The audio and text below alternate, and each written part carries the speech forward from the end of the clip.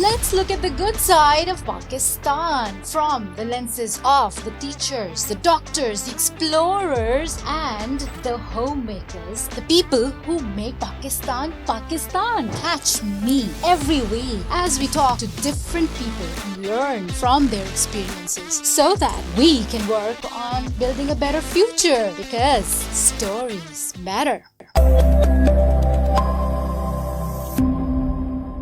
Assalamu alaikum Pakistan and welcome to the good side. कहते हैं कि आजकल के दौर में मिनिमलिज्म जो है वो बहुत पॉपुलर ट्रेंडिंग टर्म है। मिनिमलिज्म क्या चीज है, ये कहाँ से टर्म आई है और अब क्यों ट्रेंडिंग हो रही है? क्योंकि एज पर दीन हमें तो कहा ही गया है कि बस जितनी जरूरत है उसके हिसाब से उतना इस्तेमाल करो, उतनी चीजें खरीदो, इसराफ मत करो। तो अब मिनिमलिज्म जो है अचानक ट्रेंडिंग में है, सब लोग उसकी बात कर रहे हैं। हम जो गुफ्तगू आज करने वाले हैं ना, वो बहुत सारे मौज़ूआत के इर्द गिर्द घूमेगी। मुझे उम्मीद है कि कहीं ना कहीं किसी न किसी को इस गुफ्तगू से जरूर फायदा पहुंचे। मेरे साथ जो शख्सियत आज मौजूद है जिनसे मैं बात करने वाली हूँ, इनकी शख्सियत में बहुत सारे पहलू हैं और बहुत ही मुनफरिद किस्म की बातें और बहुत ही विजडम से भरपूर बातें मौजूद हैं। आप लोग सुनेंगे तो आपको मेरी बात का यकीन हो जाएगा। मेरे साथ मौजूद हैं डॉक्टर बिलाल अहमद साहब। अस्सलाम वालेकुम डॉक्टर साहब। वालेकुम अस्सलाम। बहुत बहुत शुक्रिया कि आपने हमारे लिए आज वक्त निकाला इस रिकॉर्डिंग के लिए। और मुझे उम्मीद है, अल्लाह से दुआ है कि हमारे दरमियान जो बात हो बहुत सारे लोगों को फायदा पहुंचे। कम से कम मुझे तो पहुंचेगा और हमेशा पहुंचता है। जब भी मैं इनके साथ बैठती हूँ, हम डिस्कशन करते हैं तो कुछ नया, कुछ मजेदार और कुछ अच्छा सीखने को मिलता है। डॉक्टर साहब सीजन्ड इकोनॉमिस्ट हैं, पिछले 15 साल का तजुर्बा इनके साथ है जनाब। सोशियो इकोनॉमिक रिसर्च और सस्टेनेबल डेवलपमेंट में इनके पास माशाल्लाह पीएचडी है।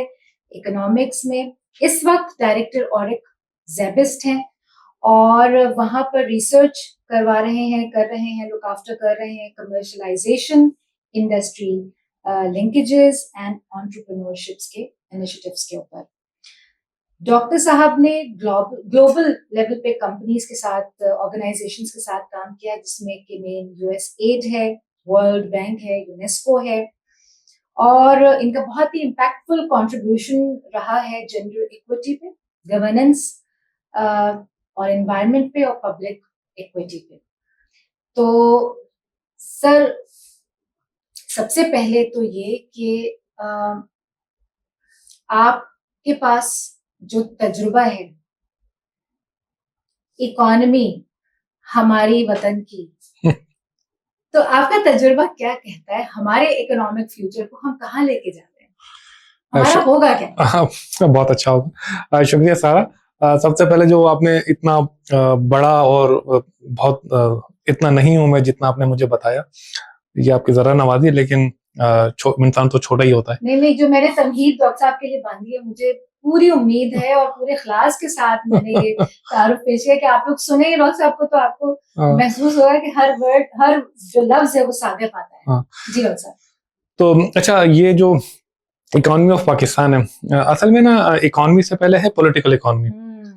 तो पॉलिटिकल इकोनॉमी के अंदर जो है वो डिसीजंस हैं, लीडरशिप्स हैं और जो ओवरऑल जो स्ट्रक्चर्स हैं जिससे हम पॉलिटिकल इंफ्रास्ट्रक्चर कहेंगे, पार्लियामेंट्स हैं और जो हमारे इदारे हैं और इदारों की गवर्नेंस है, और उन इदारों की गवर्नेंस से निकल कर आने वाला समर जो वेलफेयर में बदल जाए एक आम आदमी के लिए, इसका एक इंफ्रास्ट्रक्चर है और उसके कानून और पॉलिसी मेकिंग है, इसका होमवर्क और फिर उसके ऊपर इम्प्लीमेंटेशन, ये सब चीजें मिलके आपस में जब रब्त जुड़ते हैं, इदारे जुड़ते हैं, तो वो इकोनॉमी क्रिएट करेगी। तो पॉलिटिकल इकोनॉमी और इकोनॉमी यूं आपस में जुड़ जाएंगे, इसमें जमीनें भी आ जाएंगी, नहरें भी आ जाएंगी, इंसान भी आ जाएगा, इंसान के हकूक आ जाएंगे, सब ऑलमोस्ट सारी चीजें इनकलकेट होते चले जाएंगे।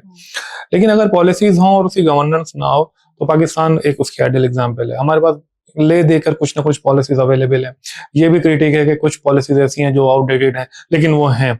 अगर मिसाल के तौर पे हमें कहा जाए पाकिस्तान का पुलिस एक्ट पुराना है या अंग्रेज के ज़माने का है, वो है, अब काम कर रहा है उसके साथ, चाहे वो हाथ से ही एफआईआर कट रही है, चाहे हाथ से ही जो है वो कोर्ट के अंदर डिसीजन हो है, वो है, लेकिन उसकी इम्प्लीमेंटेशन के ऊपर बड़ा इशू हो रहा है, जिसको हम गवर्नेंस कहते हैं। तो सबसे पहले आप इकोनॉमी जो है ना हमारी, उसके अंदर इन गवर्न इकोनॉमी चल रही है, इसके अंदर गवर्नेंस नहीं है। और एक ऐसी चीज जिसके अंदर गवर्नेंस ना हो, उसका आउटपुट निकालना और उससे वेलफेयर निकालना बहुत मुश्किल बात हो जाती है। इसकी एग्जाम्पल आप ऐसे ले लें, एक घर है, घर के अंदर मियाँ बीवी और 2 बच्चे हैं, और उसके अंदर कोई गवर्नेंस ही ना हो, तो आप यकीन करें 3 दिन बाद चूल्हा बुझ जाएगा उस घर का, या 3 दिन बाद नहीं तो 3 महीने बाद उसका चूल्हा बुझ जाएगा। तो पाकिस्तान का जो सबसे बड़ा जो मसला है, कई इसके एग्जाम्पल्स हैं, पानी का मसला होगा, कई मसले होंगे, लेकिन मसला है, लेकिन वो सब आप ट्रैक करते जाएं, एक मसले को उठाएं, उसको ट्रैक करें, फिर दूसरे को उठाएं, आप 25 मसले उठाएं, 25 के हम एक मैट्रिक्स बनाते हैं और हर मैट्रिक्स को अलग-अलग रख दें। आखिर में जाके जो जिस जड़ पे आप पहुंचेंगे वो पहुंचेंगे इम्प्लीमेंटेशन या गवर्नेंस। तो सबसे जो कनेक्ट करेगी सारी चीजों को, वो गवर्नेंस के एग्जाम्पल ले करेगी। अब आप देखिए कि पाकिस्तान के अंदर जिस सेक्टर के अंदर गवर्नेंस हुई है, वहां पे आउटपुट भी निकला है। इसी पाकिस्तान के अंदर लोग कहते हैं कि यार इस पाकिस्तान में कौन सी गवर्नेंस आ गई है, कुछ जगहों पर है। इसकी मिसाल देता हूं मैं आपको नादरा से। आप देखें, नादरा ने जबरदस्त किस्म का अपना मैकेनिज्म बनाया, स्टेट ने ठान ली कि हमने नेशनल डेटाबेस बनाना है, तो उससे बना। उससे कौन कौन से निजाम हमारे सही हुए? हमारा कम्युनिकेशन का निजाम सही हुआ, सिम और ये जो हमारा कम्युनिकेशन स्ट्रक्चर सही हुआ, उससे हमारा बैंकिंग हमारा सही हुआ, उससे हमारे बर्थ सर्टिफिकेट और दीगर चीजें हमारी सही होती चली गई, उससे हमारा ड्राइविंग लाइसेंस सही हुआ, कई चीजें सही होती चली गई, पूरा चेन रिएक्शन सही हुआ, इम्पैक्ट आता चला गया। तो यही इसका जवाब है कि ये गवर्नेंस होगी। अच्छा, अब आप आ जाए नेशनल लेवल के ऊपर, जहां पाकिस्तान जो है वो इंटरनेशनल इदारों के साथ जुड़ता है, उसके नीचे से इम्पैक्ट ऊपर खुद ही चला जाएगा। तो ओवरऑल जो है वो पाकिस्तान को अच्छी गवर्नेंस की जरूरत है इमीडिएट लेवल के ऊपर। जैसे बोलते हैं वॉर फुटिंग कहते हैं इंग्लिश में, वॉर फुटिंग बुनियादों के ऊपर गवर्नेंस की जरूरत है। अब आप आ जाएंगे जो दूसरा जो सबसे बड़ा पहलू निकाला जाता है कि भाई गवर्नेंस कैसे लिया है। देखिए, पहले इंसान जो है ना वो मैनुअल था, और अब है टेक्नोलॉजी। तो आप जो है वो टेक्नोलॉजी के जरिए गवर्नेंस लेकर आएंगे। आप मैन मेड गवर्नेंस नहीं चाहिए पाकिस्तान को चाहिए टेक्नोलॉजिकल ह्यूमन AI बेस्ड, या आम जबान में जिसे कहेंगे कि टेक्नोलॉजिकल बेस हमें गवर्नेंस चाहिए होगी। सेफ सिटीज के प्रोजेक्ट्स हैं, ये कराची 3.5 करोड़ या चलें 2.5 करोड़ 2 करोड़ जो भी इसकी आबादी है, इसके ऊपर झगड़ा है, लेकिन हम एक मुख्तलिफ अंदाजों के मुताबिक अगर 2.5 करोड़ की आबादी है यहाँ पे, अब देखें 2.5 करोड़ की अगर कोई आबादी हो तो इसका मतलब क्या है कि पूरा ऑस्ट्रेलिया यहाँ पे रह रहा है। 100 किलोमीटर के अंदर पूरा ऑस्ट्रेलिया रह रहा है, और अगर पूरा ऑस्ट्रेलिया यहाँ पे रह रहा हो तो पूरे ऑस्ट्रेलिया जितना ग्रोथ रेट चाहिए, मैकेनिज्म चाहिए, सारी चीजें चाहिए, वो कैसे तो नहीं होंगी। तो अच्छी गवर्नेंस की जरूरत है और चीजें आपस में चलती चली जाएं। तो ऐसा नहीं हो सकता कि एक शख्स 2 बर्थ सर्टिफिकेट बनवा ली, ये मैनुअल होगा। लेकिन अगर टेक्नोलॉजी होगी तो एक शख्स 2 बर्थ सर्टिफिकेट, दो पासपोर्ट, 2 शनाख्ती कार्ड, 2 बैंक अकाउंट, 2 सिम, सब चीजें रिकॉर्ड टेक्नोलॉजी ही रख सकती है। तो टेक्नोलॉजी बेस्ट सोल्यूशंस निकाल के हम अच्छी गवर्नेंस कर सकते हैं। एक जमाने में ये बड़ी बात हो रही थी कि बीजी बनाना रिपब्लिक वाला हाल होने वाला है, यहाँ पे हो चुका है या क्या? आप ठीक है, आप take it back to the governance कि हमें उसकी जरूरत है, मगर क्या हमारे एक्सेप्टेंस है टेक्नोलॉजिकल डिपेंडेंस के ऊपर? अब हो गई है, पहले नहीं थी। और ऐसा ये थोड़ा ना, इससे मैं इख्तिलाफ रखता हूँ कि बनाना रिपब्लिक या मेरा ख्याल है कि ये एक होता है ना कि हम मुहावरे में थोड़ा सा बोल देते हैं। ये मुहावरा बड़ा मशहूर हुआ, बड़ा बिका मार्केट में, बहुत ज्यादा बनाना रिपब्लिक, हाँ बहुत बिका। और अच्छा, इसमें इसके पीछे भी कुछ चीजें होती हैं जो एक खास तरीके से ना लेबल कर दी जाती हैं, और बैक ऑफ द माइंड ना हमारे सबकॉन्शियस में वो चला भी जाता है। यानी कि अगर मीडिया पर ये टर्म इनकलकेट कर दी जाए कि पाकिस्तान बनाना रिपब्लिक बनता जा रहा है या कोई कंट्री, तो हमारे माइंड के अंदर भी वैसी आ जाएगी और उसका असर पड़ता है। लेकिन पाकिस्तान हरगिज़ बनाना रिपब्लिक नहीं है। ये बात मान ली जाए तो जिस मुल्क की एस्टेब्लिशमेंट और जिस मुल्क का जो इंफ्रास्ट्रक्चर यानी कि मिलिट्री और बैंकिंग, नादरा और बहुत सारे स्ट्रक्चर रखते हों, वो बनाना रिपब्लिक तो नहीं हो सकता। नंबर 1। मैडम, क्या सवाल था दूसरा आपका?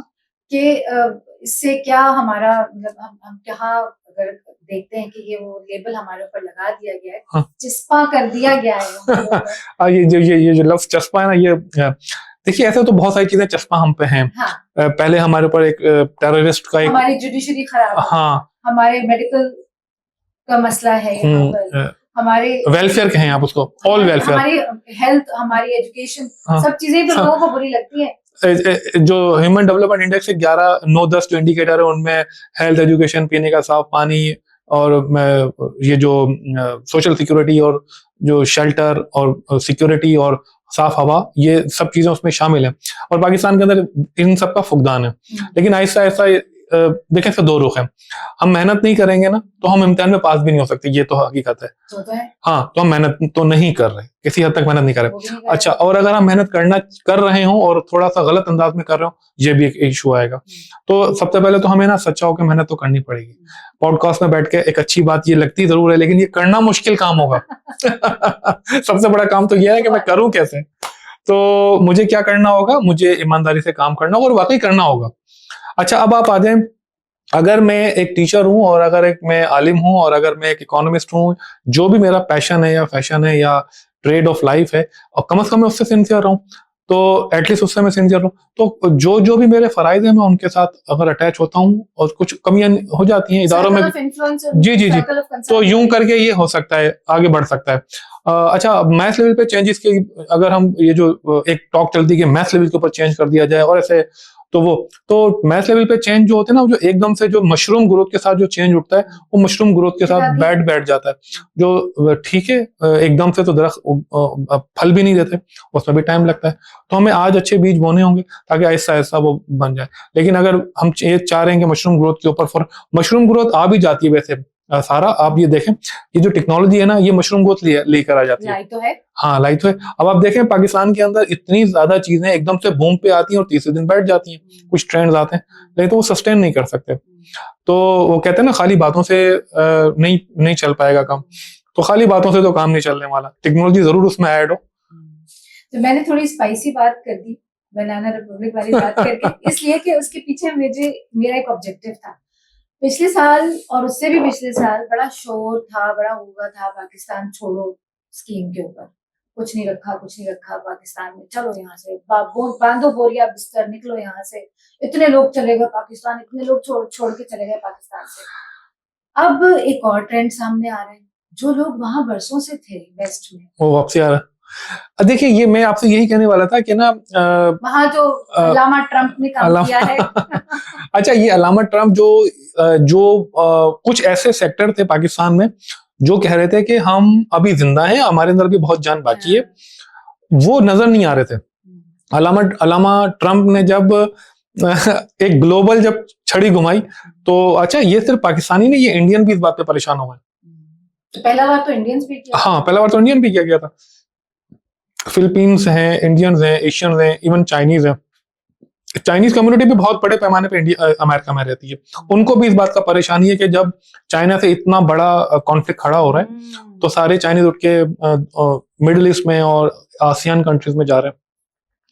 तो अच्छा, सवाल आपका ये था कि आप जो है ना, हाँ, ट्रेंड उल्टा हुआ है। हाँ, A/B की जगह B/A हो गया, अब उल्टा हो गया है।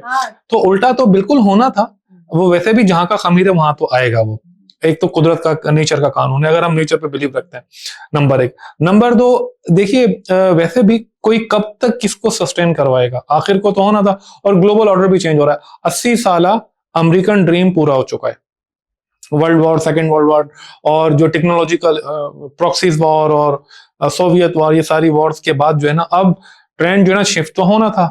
और 80 साल एक चीज चली गई और अमेरिकन सॉफ्ट पावर जो है वो अपनी क्रिएट हो गई है। अब American soft power technological shift हो रही है, और उस शिफ्ट के अंदर नए नए डायमेंशंस खुल रहे हैं।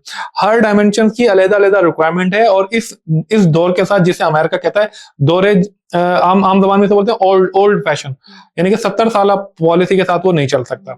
तो इसके कई लेयर हैं। पहली लेयर ये कि हम ये समझते हैं कि ट्रंप अलग से स्पेसिफिकली उसी का दिमाग ये काम कर रहा है, ऐसा हो सकता होगा फर्स्ट लेयर में। सेकंड लेयर के अंदर खुद अमेरिका के अंदर भी एक बहुत बड़ी आवाज थी या है कि अब अमेरिका सॉफ्ट पावर के साथ नहीं चल सकता।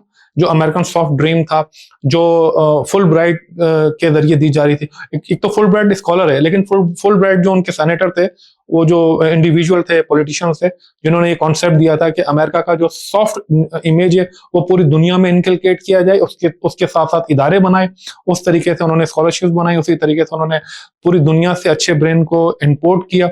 अब वो कह रहे हैं कि नहीं, अब अमेरिका जो है वो 1.0 से 3.0 पे जा चुका है, हम टेक्नोलॉजी पे इतने आगे निकल चुके हैं, अब हमें फर्दर इसकी नहीं बल्कि हमें दूसरी दुनिया बनानी होगी जिसके अंदर हमें इतनी ज्यादा शेयरिंग ऑफ रिसोर्सेज नहीं करनी। अब आने वाले जो 50 साल है उसमें मजीद शेयरिंग ऑफ रिसोर्सेज नहीं है अमेरिका के अंदर। तो जब शेयर नहीं होगा तो जाहिर है वहां का खमीर यहीं आएगा। तो अल्लामा इकबाल तो बहुत पहले, मतलब कितनी उनकी दूरअंदेशी और उनकी सोच की वुसअत थी कि ये कौम खुद अपने खंजर से खुदकुशी करेगी, जो शाख नाजुक पे आशियां होगा। बिल्कुल, तो फिर यही होगा। हाँ, तो और वैसे भी हमें अपनी शजर से लगना होगा ना, अगर हमें फल चाहिए तो इस शजर से लगना होगा ना, लगे रहो तो शजर से। इसी हवाले से जो मेरा सवाल, मैं go back to the original question, कि अब जो हमारी इकोनॉमी है, all these people coming back in, investing in Pakistan, they're thinking कि भाई ये आखिरी रिजॉर्ट है हमारे लिए, ये चले नहीं है मिडिल ईस्ट है, आसियान हो सकता है, हाँ, या चले बीजिंग हो सकता है, हाँ, but still we जो पाकिस्तान में लोग रहे हैं, they are in a far better position. अब बहुत सारे मामला, all the rest of the चिक that is happening in Pakistan. Exactly. जी बिल्कुल। एक तो इंसान की जो नेचर है ना, वो कहीं पे खुश है नहीं। हाँ, वो तो खैर। अगर आप लग्जमबर्ग में भी है ना, तब भी आप खुश नहीं है, वहां पे भी आपको कुछ ना कुछ प्रॉब्लम मिलेगा, और ये होना भी चाहिए, हम जन्नत में तो हैं भी नहीं। जो आपका सवाल है ना कि हमें जहाँ पे बिल्कुल ऐसा ही होना है, इन दी एंड तो यही होना है कि हम जहाँ के खमीर हम यहाँ आ जाएंगे, और पाकिस्तान के अंदर जो पोटेंशियल अभी जो जिन चीजों का अवेलेबल है वो अपनी जगह पे अवेलेबल रहेगा। उसकी वजह है कि पाकिस्तान का जो ग्रोथ रेट है 2% ग्रोथ रेट है पॉपुलेशन का, और पाकिस्तान के जी, अब देखिए पाकिस्तान में ना 30 से जो 45 लाख जो बच्चे हैं एडिशन होती है हर साल पाकिस्तान में, जो एक बहुत बड़ा ह्यूमन कैपिटल है।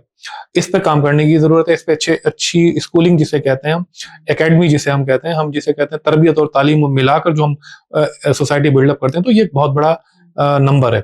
इस नंबर के साथ जो है ना, ये नंबर आएगा, इसको मार्केट के अंदर वो चाहिए, जॉब्स चाहिए, कारोबार चाहिए, चीजें चाहिए। तो एक अगर आप देखें ना, तो 45 लाख का मतलब है पूरा एक साल में न्यूजीलैंड ऐड कर रहे हैं, एक साल में न्यूजीलैंड ऐड करें।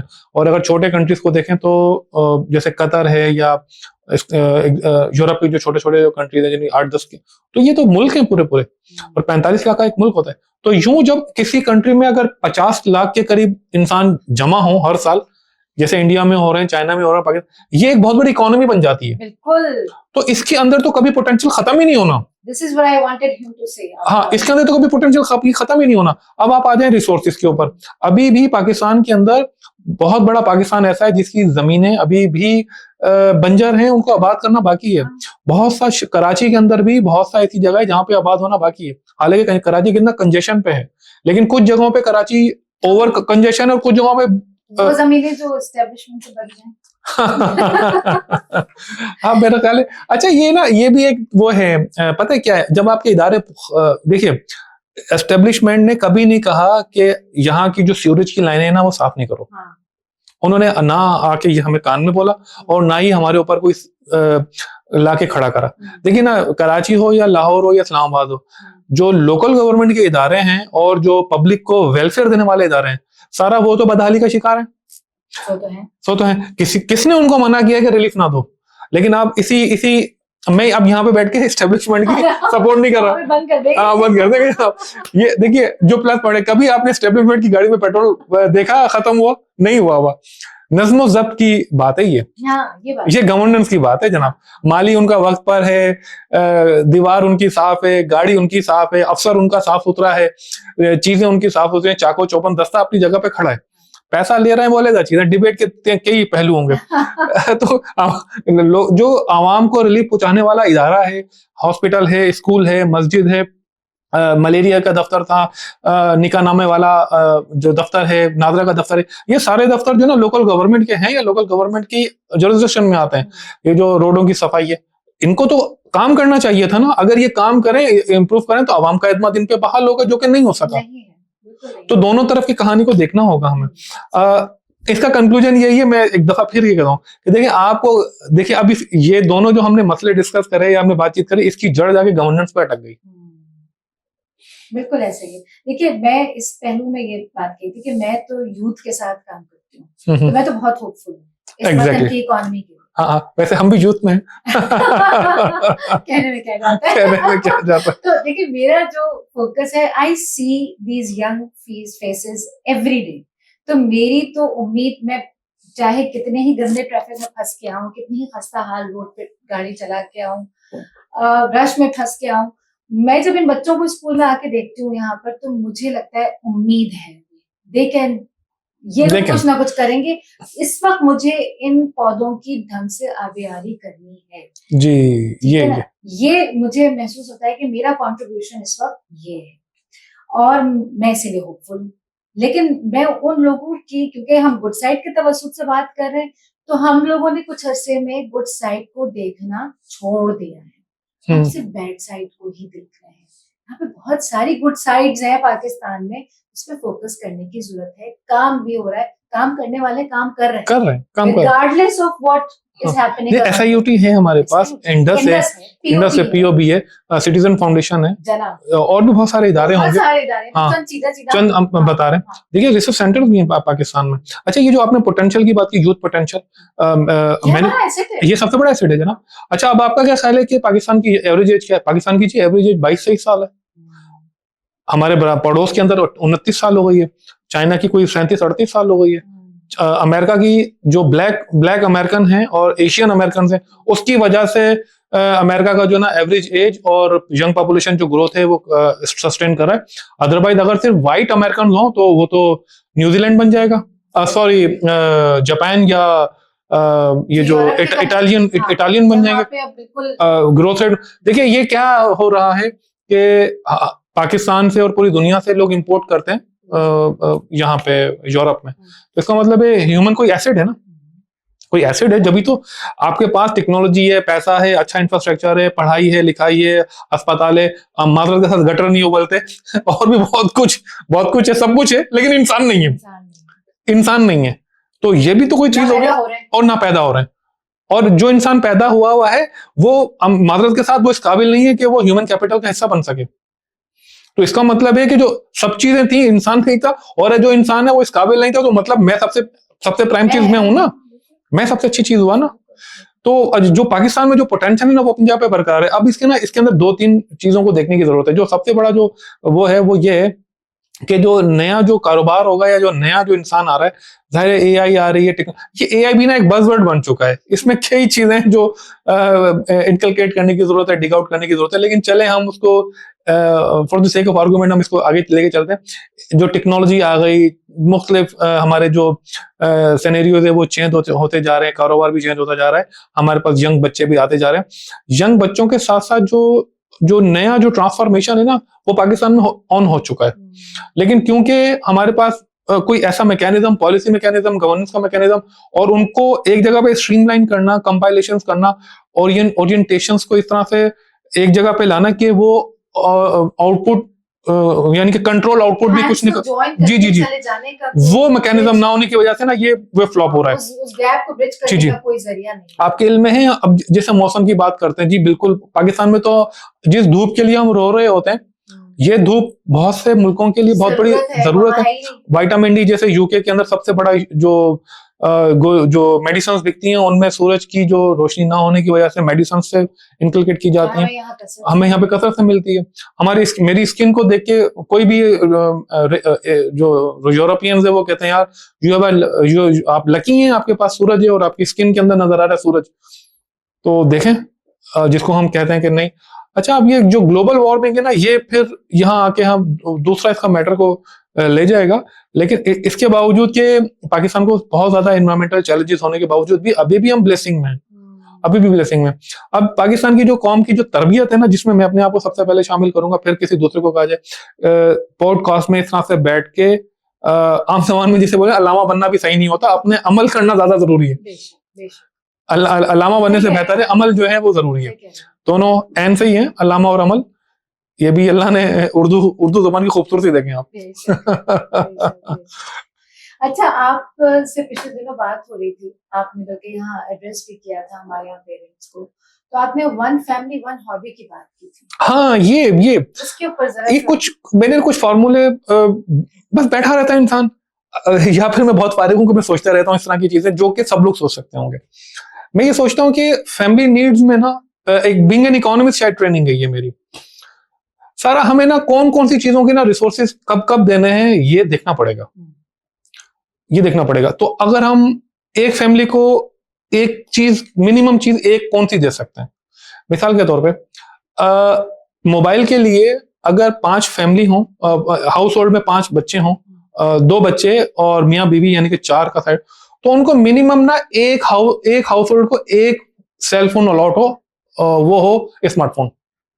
ओके, स्मार्टफोन एक ही वो इस्तेमाल करें, अज्यूम कर लिया।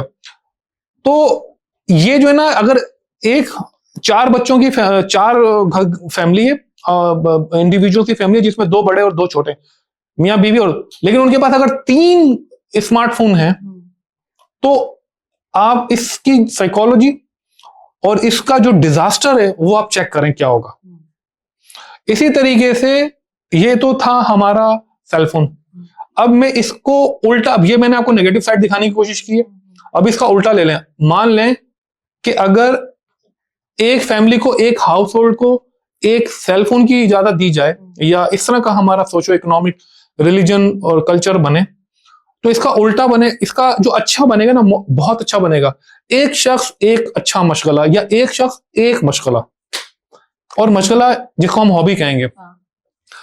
अब अगर मर्दों की हॉबी अलहदा होंगी, इसमें औरतों की अलहदा होंगी, बच्चों की, और हॉबीज जो हैं वो अलहदा अलहदा भी होते और वक्त के साथ साथ ट्रांसफॉर्म भी होते रहेंगी।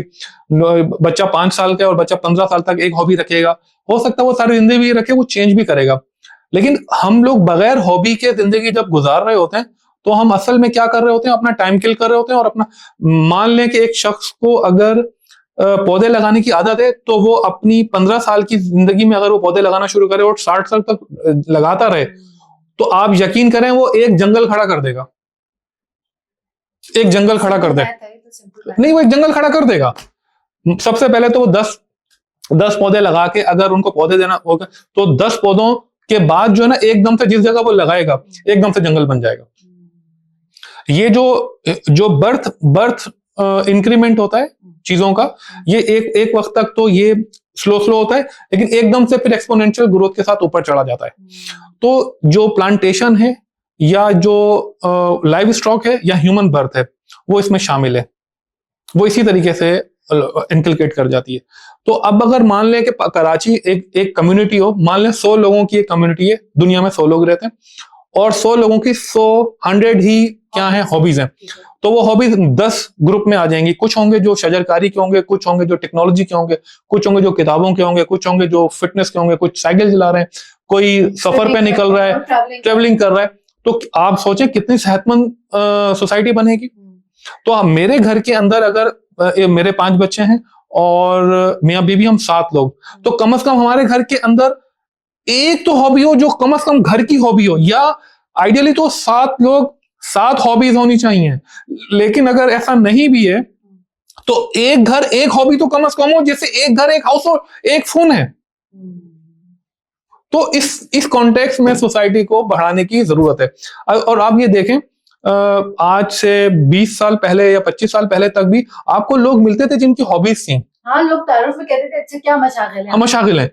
तो अब देखें, अब तो नहीं पूछता, अब तो नहीं पूछ, अच्छा ऐसे अब इसमें ना देखें, ये कोई वो नहीं है कि हम वेस्ट को हर जगह पे तारीफ कर रहे होते हैं। वेस्ट में मैंने देखा है कि लोगों की हॉबीज हैं, कोई ड्रिल मशीनें रखता है, ठीक है, ट्रैकिंग करते हैं, साइकिल है। मैं आपको इल्म में मैं साइकिल वैकिल चलाता हूँ, तो मेरी हॉबीज में वॉचिंग लोगों की, जी देखिए, आपका जो पैशन है ना वो आपको फिर ऊपर लेके जाता है। अच्छा, अब ये सिर्फ हॉबीज नहीं है, ये मशगला नहीं है। मशगला आपको उठा देता है, मशगला आपको हर चीज में उठा देता है। ऐसा नहीं है, एक साइकिलिस्ट जो सारा दिन हवा के खिलाफ चलता है, सख्त वेदर के खिलाफ चलता है, आप यकीन करें वो अपने कैरियर की हर चीज में उसी तरीके से इंटरप्रेट हो जाता है, क्योंकि उसमें वो स्टेमिना आ जाता है, वो क्वालिटी आ जाती है। उसका माइंड, उसका दिमाग इसी सोचता ही नहीं है उस तरीके से, वो सोच ही नहीं सकता के सामने जो है वो ये जो हर्डल इसको पूरी करनी है, तो वो उस तरीके से कहते हैं हाँ ये हो जाएगा, क्योंकि उसके अंदर आ जाता है, ये एहसास ऐसा आ पैदा हो जाता चुके हैं कि हाँ है, ये कर सकते हैं, ये किया जा सकता है। तो जो 1 किलोमीटर के अंदर 300 पैडल, 350 400 पैडल मारता है, और पूरे महीने के अंदर 1.5-2 लाख पैडल अगर एक साइकिलिस्ट मार ले, तो उसके लिए ये कुछ बहुत सारी चीजें, जो मिथ्स हैं, जो नंबर्स हैं, वो डिफ्यूज हो जाते हैं। आपकी बात जो भी आपने कही ना कि ये एहसास और स्टेमिना बिल्ड हो जाना और रेजिस्टेंस का पैदा हो जाना, ये हॉबीज ही देंगी आपको। मुझे अभी बहुत ही अजीब सा वाकया याद आ गया, इससे वो बस ट्रिगर कर गई ये thought, and I think I should share it here on this forum, कि एक साहब से मेरी मुलाकात हुई, अपने बच्चे के बारे में मुझे बता रहे थे, कहने लगे कि हम ट्रैवल कर रहे थे और लंबा हमारा ट्रैवल रूट था, तो बच्चों की जैसे लड़ाइयाँ होती ना, पीछे बैठ के आईपैड या किसी चीज के ऊपर वो लड़ रहे थे, तो वो जो बड़ा वाला बच्चा था वो जीत गया, और ये जो छोटा बच्चा था, ये ज़ाहिर छोटा था, तो ये खामोश हो गया। चलिए उसके बाद एकदम गाड़ी में ना खामोशी हो गई, बिल्कुल खामोशी हो गई। तो कहने मेरी सिक्स सेंस ने कहा कि ये ऐसे कैसे खामोशी हो गई, एकदम ये तू तड़ाक और लड़ाई झगड़ा और चीना झपटी चल रही थी, और अब बिल्कुल साइलेंस। मैंने ऐसे ही मुड़ के देखा तो मेरी जान निकल गई कि गाड़ी हाईवे पे स्पीड पे जा रही है, और इस बच्चे ने दरवाजा ऑलमोस्ट खोल लिया था गाड़ी का कि this is the end of everything, मुझे आईपैड नहीं मिला, लिहाजा I am going to jump off the car. मेरे समझ में नहीं आया, मैंने जल्दी से गाड़ी रोकी और फिर मैंने उस बच्चे को समझाया कि बेटा ऐसी कोई बात नहीं है, मतलब ये नाउम्मीदी वाली जो बात है, आपने कहा रेजिलियंस पैदा होती है, स्टेमिना बिल्ड होता है, मिटिगेट होता है। हमारी जो यूथ है इस वक्त, उनके अंदर जो होपलेसनेस एक महसूस होती है, मैं नहीं कर सकती, मुझसे नहीं होगा, क्या फायदा, ये जुमले बहुत सुनने में आ रहे, नहीं करना, नहीं जाना, नहीं खाना, नहीं उठना, ये नहीं वाला जो कलमा पढ़ा जा रहा है, ये ऑब्वियसली बच्चों ने खुद तो नहीं सीखा, आया तो कहीं से मॉडल होकर ही है उनके पास, मगर ये हो रहा है। जो असल बात है जिस पे मैं फोकस करना चाह रही हूँ, कि होपलेसनेस का इजहार हो रहा है। हाँ। तो ये जो हॉबी वाली बात आपने की, इससे मुझे महसूस हो रहा है कि हमें ये रेवोल्यूशनाइज करनी पड़ेगी चीज। जी जी, कम से कम एक घर एक हॉबी आनी चाहिए।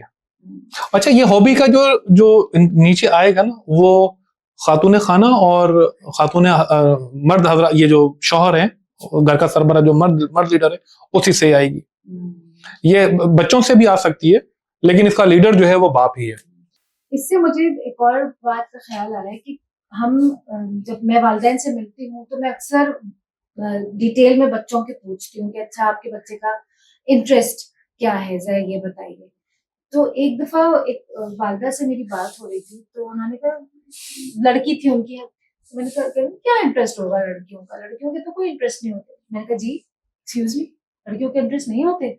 हाँ क्या इंटरेस्ट होते हैं लड़कियों को, मेकअप करना, कपड़े पहनना। मैंने कहा तो ये इंटरेस्ट नहीं है क्या? इंटरेस्ट तो बहरहाल हुआ ना, मगर इतना लो ओपिनियन रखना। फिर मैंने ऐसे आउट ऑफ क्यूरियोसिटी मैंने खातून से पूछा, आपके क्या इंटरेस्ट है? मेरे भी क्या इंटरेस्ट होने, बस वही घर के काम, खाना, नौकरों को देखना। तो मुझे बहुत तकलीफ हुई। ये शुक्र है वो नौकरों को हैंडल कर रही थी। मगर देखिए ना, वालिदैन के पास भी तो हॉबीज नहीं है, तो वो मॉडल नहीं कर रहे अपने बच्चों के सामने। हाँ, इसका ये है कि ना, जो हाथ से काम, एक हमारे दोस्त हैं डॉक्टर बाबर जो अच्छी खासी उनकी होम स्कूलिंग के ऊपर बातचीत होती है, वो ये कहते हैं कि अगर बाप ने हाथ से काम करना छोड़ दिया ना, हाँ, तो बच्चा मशीन से भी काम नहीं करेगा। सही कह रहे हैं। तो ये बात बहुत बड़ी बात है, और उनकी बात मेरे दिल पे लगी थी, मुझे बहुत अच्छी लगी। शुक्र है कि हम पाकिस्तान में अब तक मैनुअल काम हो रहे होते हैं। अच्छा, ये जो घर के अंदर जो आपने नौकर का कहा ना, जो नौकरों को देखना, देखिए ओवरली ये कहना कि ना हमारे बच्चे को ना ये काम ना करना पड़े, हम इतना कमा रहे, बच्चा आपका काम करेगा ही नहीं, वो कुछ भी नहीं करेगा। देखिए ये ह्यूमन मशीन ऐसी मशीन है जिसे आपको मुसलसल इक्विप करना होता है, और इसे मेहनत करनी होती है, इसे लगातार मेहनत करनी है इसे, अदरवाइज ये फ्लॉप हो जाएगी। चाहे आपके पास अंबानी, अडानी, एलन मस्क और सारी दुनिया का पैसा आ जाए, आप फ्लॉप हो जाएंगे। तो ये लोग कब मेहनत करते हैं क्या? जी बिल्कुल। अच्छा ये बताइए, आप के फोटे में साइकिलिंग भी है? जी मेरे साइकिलिंग। और ये जरासीम कहाँ से आपको लगे? ये शौक कहाँ से पैदा हुआ? ये शौक जो है वो इसको यूं आप ले लीजिए कि मैं एक एनवायरमेंटलिस्ट हूँ, क्लाइमेट चेंज एक्टिविस्ट हूँ, और इस पूरी दुनिया की जो ग्रीन रेवोल्यूशंस के लिए उसका एक वर्कर हूँ। तो मैं ये समझता हूँ कि दुनिया को जो मसाइल हैं, पूरे प्लेनेट को, पाकिस्तान को, कराची को, और मेरे घर को, और मुझे, इस पूरी सिविलाइजेशन को, वो ये है कि हमने ना कुछ नहीं छोड़ा इस सोसाइटी के अंदर। हमने ग्रीन इकोनॉमीज खत्म कर दी है, ग्रीन कल्चर को खत्म कर दिया, तो दुनिया को दोबारा से ग्रीन होने की जरूरत है। जब मैं ये बात करता हूँ कि दुनिया को ग्रीन होने की जरूरत है, और लोगों के सामने या किसी के सामने भी जाके ये बोलूं कि देखो दुनिया क्लाइमेट चेंज की वजह से इफेक्ट हो रही है और हमें इसके लिए कुछ करना चाहिए, तो सबसे पहली जिम्मेदारी मेरे ऊपर आ जाती है कि मैं खुद क्या कर रहा हूँ। तो जो क्लाइमेट चेंज की वजह से मैंने कुछ चीजें अडॉप्ट की हैं कि मेरा जो फुटप्रिंट है, कार्बन फुटप्रिंट, वो सबसे कम हो सोसाइटी में। तो मैं बहुत लंबे अरसे से जो वो साइकिलिंग, जो मेरा ट्रांसपोर्टेशन मोड है वो साइकिलिंग है। We don't have air condition in our home, हम उसको नेचुरल में रह रहे हो तो बाद दफा बड़ी मुश्किल भी पहुंचती है। इसके साथ साथ जो क्लॉथिंग है वो हम फ्रेश क्लॉथिंग नहीं लेते। फ्रेश से मेरी मुराद है हम नई क्लॉथिंग नहीं लेते। अच्छा, अब इसमें ये आइडियलिज्म की तरफ मत जाएं, कभी कभार लेनी भी पड़ जाती है। मैं ये नहीं कह रहा कि ये मेरे जो कॉस्ट्यूम है वो खासकर सेकंड हैंड ही है, मैं सेकंड हैंड ले लेता हूँ। इस वक्त मेरे सारे कॉस्ट्यूम जो है वो सेकंड हैंड है, मेरे शूज भी सेकंड हैंड है। और जो फर्नीचरिंग है उसके ऊपर भी हम कंट्रोल रखते हैं, दीवारों के रंग और बहुत सारी चीजों के ऊपर हम करते चले जाते हैं। द पर्पज इज कि मेरा जो फुटप्रिंट है, मेरा और मेरी फैमिली का, वो नेचर के ऊपर कम से कम रहे, और मैं कम से कम इस बात की इत्मीनान रखूं कि मैं अगर ये बात कह रहा हूं कि आप क्लाइमेट चेंज आ रहा है, एनवायरमेंटल डिग्रेडेशन हो रही है, ये दुनिया तबाह और बर्बाद होने के करीब है, तो लिहाजा आप अपने आप को समेटें ताकि आने वाली जो सोसाइटी को, जो बच्चों को, जिसकी आप बात कर रहे हैं, जिसको हम ह्यूमन कैपिटल कह रहे हैं, वो एंजॉय कर सकें वो लाइफ जो हमारे बाप दादाओं ने एंजॉय करी थी, या ग्रीन इकोनॉमी को वो एंजॉय कर सकें। तो यूं मैं साइकिल चलाता हूं। तो first I am environmentalist, because I am environmentalist या क्लाइमेट चेंज एक्टिविस्ट, तो मुझे फिर साइकिल अडॉप्ट करनी होती है। तो मेरे कॉल और फेल के अंदर जब्त रहे, एक जैसा रहे, तो यूं करके मैं चला रहा हूँ। फिर अब इसको आप अब आपका मशगला, तो मेरा मशगला ही साइकिलिंग बन जाता है। और साइकिलिंग के अंदर 3 किस्में हैं, स्पीड, डिस्टेंस और रेजिस्टेंस। तो मैं रेजिस्टेंस, स्पीड तो मैं नहीं करता, जाहिर है अब इतना जान नहीं रही स्पीड साइकिलिंग की, लेकिन डिस्टेंस और रेजिस्टेंस साइकिलिंग मेरी अभी तक चल रही है। फिर जो घर के अंदर की जो इक्विपमेंट्स हैं उनको ऊपर हम बहुत कोशिश करते हैं। मेरे बच्चे अभी छोटे हैं, वो बहुत ज्यादा इन टेक्निकलिटीज को नहीं समझ सकते कि एनवायरनमेंट के अंदर की डिग्रेडेशन, CO2 इमिशंस कितना हो रहा है और दुनिया कितने क्लॉक के ऊपर खड़ी है। ये शायद मेरे वालिदैन और आप जैसे और मेरी वाइफ तो समझ सकें, लेकिन बच्चे नहीं समझ सकते। तो मैं उनको जितना समझा सकता हूँ वो समझ लेते हैं, लेकिन बहरहाल एक दिन ऐसा आएगा कि उनको पता चलेगा कि हमारे वालिद किस लीग का हिस्सा थे और किस किस्म की एक्टिविज्म को लेकर चल रहे थे। तो अब फिर ये चीज देखे ना, एक अच्छी चीज फिर 6 अच्छी चीजों को लीड करती है। तो अगर मैं साइकिल पे हूँ तो बहुत सारी चीजों को मैं सेव करता हूँ। सबसे पहले तो मैंने अपनी हेल्थ को इंश्योर किया कि मैं बहुत अच्छी सेहत का मालिक हूँ, मुझे बहुत अच्छे फीचर्स दिए हैं अल्लाह ताला ने। फिर थोड़ा बहुत पैसा भी जरूर बच जाता है, लेकिन पैसा तो आजकल कहाँ बचता है सारा। ये भी एक मिथ है कि अगर मैं साइकिल चला रहा हूँ तो पैसा बचा रहा हूँ, मेरा नहीं ख्याल कि मैं पैसा बचा रहा हूँ, उल्टा बाज़ दफा ज्यादा ही खर्चा हो जाता है, दूसरे खर्चे बहुत सारे हो जाते हैं। लेकिन फिर मेरा कार्बन फुटप्रिंट नहीं है।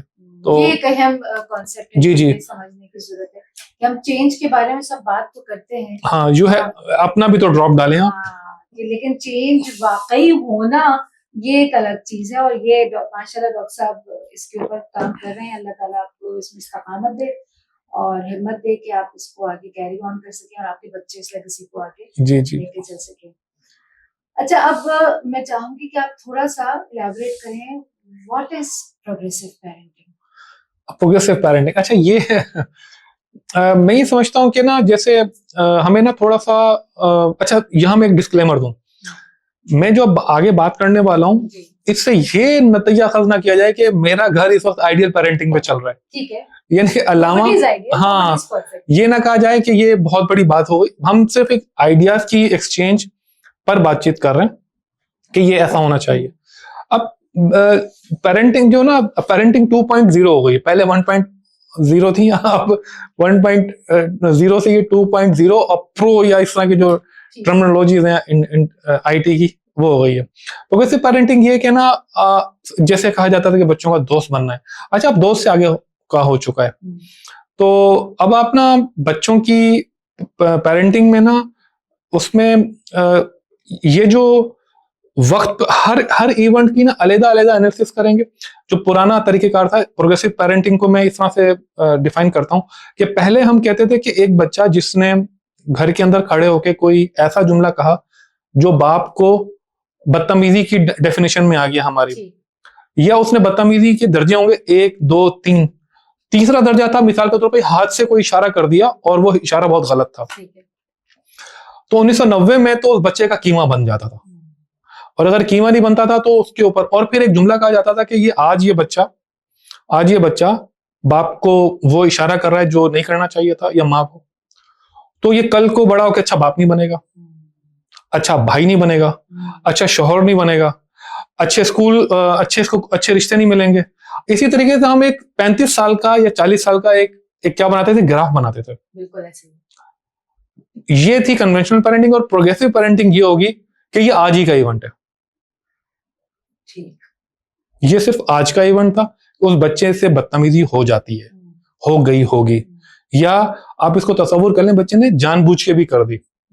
अब आपको क्या करना होगा, काउंसल करना होगा अपने आप को भी और बच्चे को भी, कि इस तरीके से चीजें काउंसल हो कि ये चीज आज की बदतमीजी है, ये सबसे पहले आपको एक्सेप्ट करना होगा, और फिर आपको आगे चलना होगा बच्चे को भी लेके साथ लेके, क्योंकि आपके पास सिर्फ एक ही एसेट है और वो है आपका बच्चा।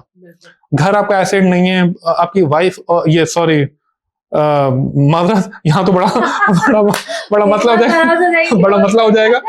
तो बहुत बड़ा एसेट तो ये जो एसिड है ना बच्चा आपका, तो यहाँ से अब आप इसका ना उल्टा इसका एक ले लें, वो ये कि अगर आपका बच्चा तरावी 5 वक्त का नमाज पढ़े और रमजान के रोजे रखे, 30 रोजे रखे, और वो बच्चा आपका 12-15 साल का है, 12 साल का, और वो पहली सफ में खड़े होके तरावियां भी पढ़े, ईशा की नमाज भी, और सुबह फजर में खुद भी उठे और सबको घर वालों को भी उठाए, तो इसको आप 35 साल की इक्वेशन से मल्टीप्लाई करें, ये बच्चा आगे जाके क्या करेगा। लेकिन वो बच्चा भी आइडियल नहीं है, आइडियल तो कहीं पे भी नहीं है। तो ये प्रोग्रेसिव पेरेंटिंग या प्रोग्रेसिव स्कूलिंग ये होगी कि ये सिर्फ आज का, ये अभी का इवेंट है, और दुनिया में आपको इसी तरीके से चलना होगा। लेकिन सर्दी का इवेंट अलग होगा, गर्मी का इवेंट अलग होगा, मई का अलग होगा, दोपहर का अलग होगा, टाइम का इवेंट होगा, और बच्चे ने भी उस जिस टाइम के ऊपर जो किया है, जो एक्शन किया, उसी वक्त आपको एक अच्छी सी दवा प्रिस्क्राइब करनी है खुद के लिए, और वही करनी है उसके लिए। अच्छा, एक छोटी सी एग्जांपल दी जाती है, और वो सब जगहों पर है।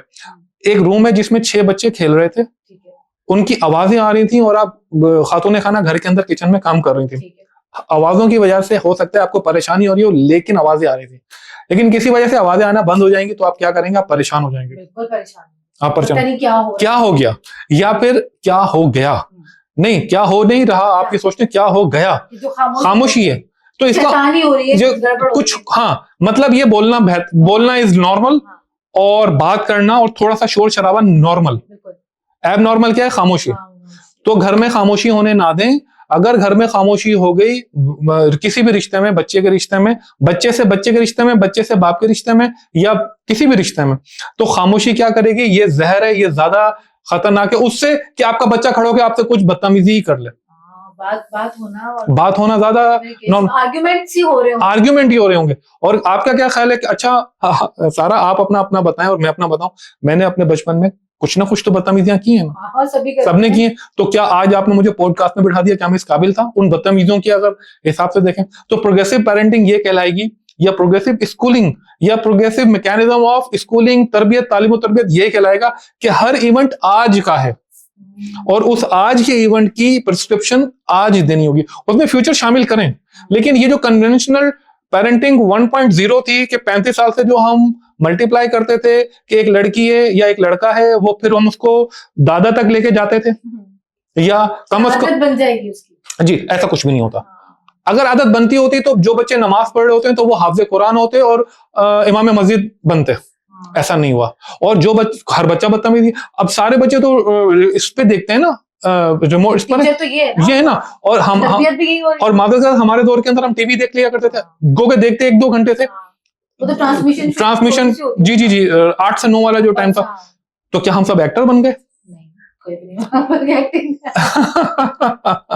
तो मेरा ख्याल है ये है वो कॉन्सेप्ट। अच्छा, ये इसके ऊपर एक अलग से सेशन होने की जरूरत है, अलग से हम कभी और बात करेंगे। लेकिन प्रोग्रेसिव पेरेंटिंग यही है कि आप अपने बच्चे के साथ मिलकर करें। और बताइए क्या होगा, आपको हाथ का इस्तेमाल करना है, मारना नहीं, हाथों से खेलना है, हाथों से मुशक्कत खुद भी करनी है। अच्छा, ये क्या है कि बच्चा अगर पतंग उड़ाए, बच्चा अगर गिल्ली डंडा खेले, अगर बच्चा अगर थोड़ी बहुत जो है वो स्ट्रीट लाइफ में गुजारे, तो ये बुराई नहीं है कि यह जा सकता है। मैंने कहा थोड़ी बहुत आपको देखना होगा, डोज देखना होगा। लेकिन जितना नीट एंड क्लीन इन्वायरमेंट आप बच्चे को देते चले जाएंगे, आपका बच्चा कमजोर होता चला जाएगा।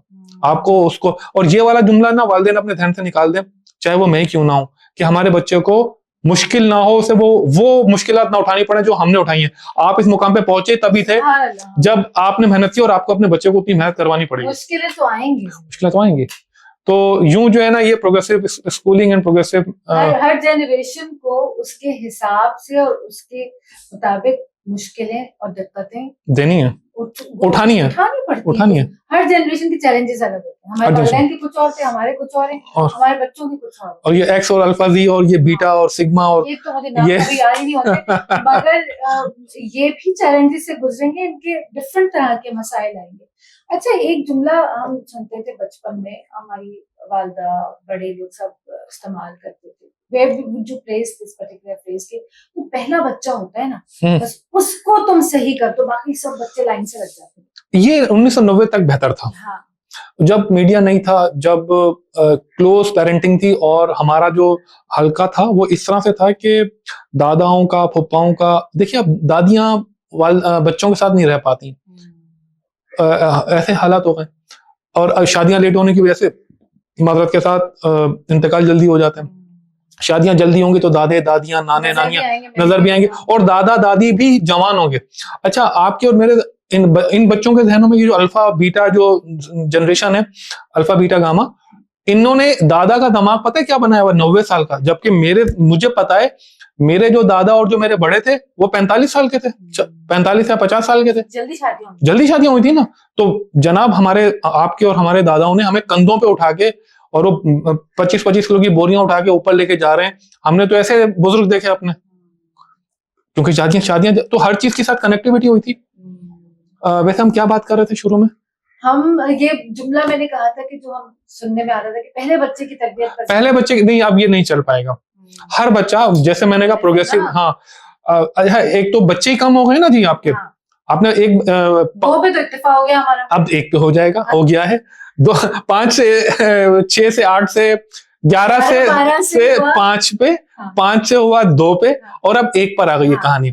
1 या 2 आ चुकी है, 1 पे आ गई है कहानी ना। वैसे आप अगर किसी को ये बताया जाए, जैसे मैं कभी किसी को बता दूं मेरे 5 बच्चे हैं, तो लोग कहते हैं यार भाई बस करो, ये क्या कर दो आप, जो है वो ह्यूमन कैपिटल बढ़ा रहे। मैं आपको बताऊंगी मेरे साथ तो बड़ा मजेदार लतीफा हुआ था। आप पहले बात मुकम्मल कीजिए। तो पहला बच्चे का ये है कि हाँ, ये फर्क पड़ता होगा कि पहला बच्चा डिसिप्लिन्ड है तो नीचे आता रहेगा, ये कहता है इस तरीके से, तो ज्यादा इम्पैक्ट जो है वो आ जाना चाहिए था, ऐसा नहीं है। और जो देखिए वालिदैन है, जो मेरे वाले जो उम्र के जो माँ बाप हैं, उनके हाथ से बहुत सारी बाजियां निकल चुकी हैं। उनका बच्चा जो है वो फास्ट फूड, माँ से ज्यादा फास्ट, पहले माँ के हाथ में जायका होता था, अब फास्ट फूड में जायका है। हाँ, अब माँ के हाथ में, पहले माँ के पाँव में जन्नत होती थी, अब माँ के पाँव में जन्नत नहीं, अब आईफोन में जन्नत है। तो जब आईफोन में जन्नत होगी तो माँ निकल गई ना, और तो बहुत सारी चीजें शिफ्ट हुई हैं, तो इतना इम्पैक्ट नहीं हुआ पहले बच्चे का। और फिर अगर पहले बच्चे को हम तरबियत दे भी दें, सारा कर दें, तो आपने तो बच्चा ही एक रखा है तो पहला हो गया, वो बात सिंपल, अम्मा जान ने जो कहा वो सही कहा। पहला बच्चा है, एक ही बच्चा है बस अब। बिल्कुल, ये वाली बात है। ये परेशान कुन चीजें भी हैं, मगर बहुत सारे लोग इसको नॉर्मलाइज कर चुके हैं अपने घरों में, and they think it's fine, it is how it should be। मैंने बात शुरू की थी मिनिमलिज्म के ऊपर से, कि आजकल बड़ा शोर है। हाँ, तो हमें तो कोई 1400 साल पहले बता के जा चुका है। बिल्कुल।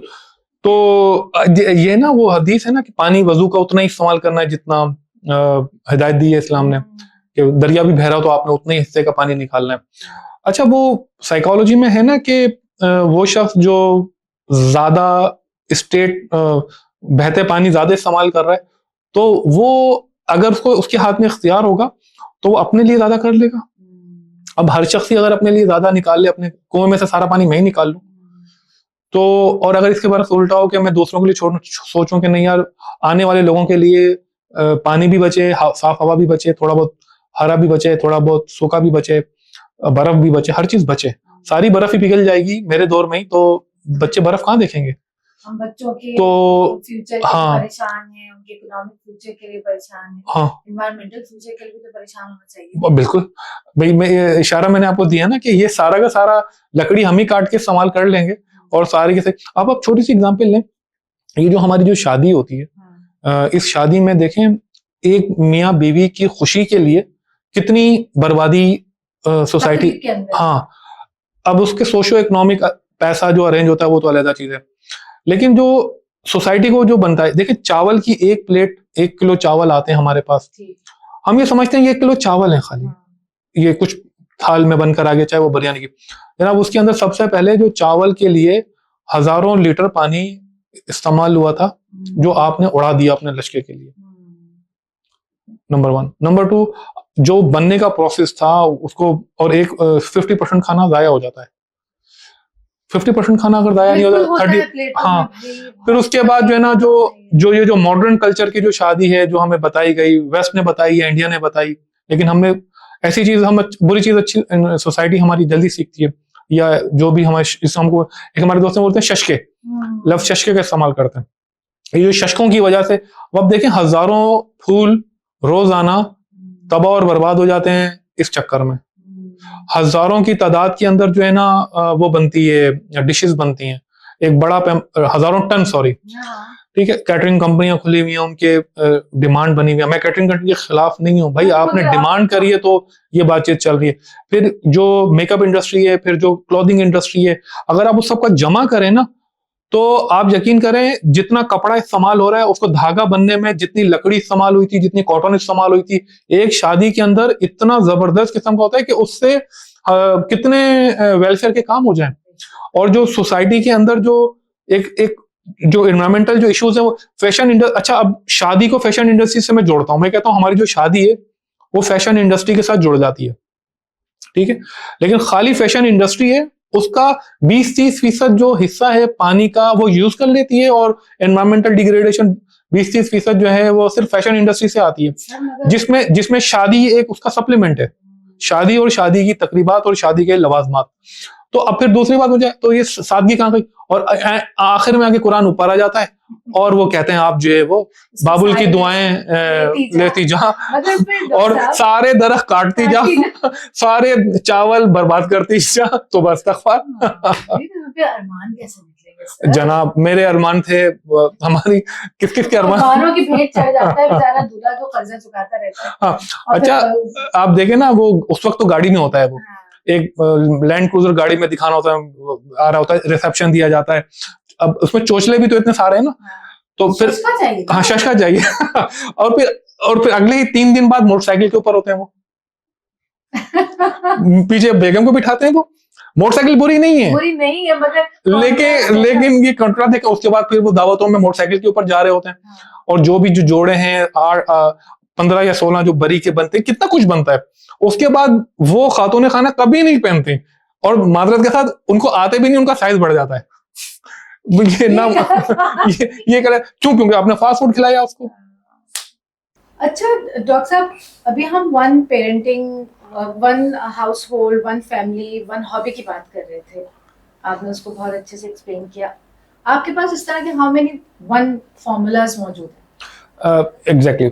अब ये जो ह्यूमन कैपिटल है ना, ह्यूमन कैपिटल, जिसमें आप मैक्सिमम एक ही नौकर रखेंगे, अगर आपकी घर बड़ा है और आप समझते हैं कि आपके पास गाड़ी भी है, माली भी है, अब मैक्सिमम आप 1 रखेंगे। अब आप कहेंगे इससे मुस्तकबिल के अंदर जो है वो ह्यूमन कैपिटल कम होगा और एम्प्लॉयमेंट कम जनरेट होगी, नहीं, ऐसा कुछ भी नहीं, ऐसा कोई फर्क नहीं पड़ेगा। कंप्यूटर के आने से एम्प्लॉयमेंट कम नहीं ना, बल्कि बढ़ गई। इसी तरीके से आपने गाड़ी भी, अब वैसे तो आप गाड़ी ना रखें, कोशिश करें कम से कम डिपेंडेंसी हो गाड़ी की, पैदल चलें, साइकिल पे चलें, या पब्लिक ट्रांसपोर्ट में भी चल सकते हैं, अगर अच्छी पब्लिक ट्रांसपोर्ट सिस्टम कराची में अवेलेबल नहीं है, लेकिन कोशिश करें। तो इस तरह से गाड़ी भी आपको कम से कम 1 रखनी होगी, 2 गाड़ियां ना रखें।